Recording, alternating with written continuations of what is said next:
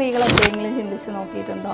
നമുക്ക് എന്ന് പറഞ്ഞിട്ട് നമ്മൾ എപ്പോഴാണ് ജീവിക്കാറുള്ളത്? ഓൾവേസ് നമ്മൾ ജീവിക്കുന്നത് നമ്മുടെ ചുറ്റുമുള്ള ആൾക്കാർക്ക് വേണ്ടിയിട്ട്. അതായത് ജനിച്ച് കുറച്ച് കാലം ഉമ്മ ഉപ്പ പറയുന്നതിനനുസരിച്ച് അവരുടെ ഇഷ്ടങ്ങൾക്കനുസരിച്ച് അവർക്ക് ഇഷ്ടമുള്ള പോലെ പഠിച്ച് അവരിഷ്ടപ്പെടുന്ന പോലെയുള്ള ഒരാളെ കല്യാണം കഴിച്ച് ജീവിക്കുന്നു. കല്യാണം കഴിച്ച് കഴിഞ്ഞാൽ ഭർത്താവിൻ്റെ വീട്ടുകാർ അവരെ തൃപ്തിപ്പെടുത്താനും വേണ്ടിയിട്ടുള്ള ഓട്ടപ്പാച്ചിലുകളായിരിക്കൂലേ.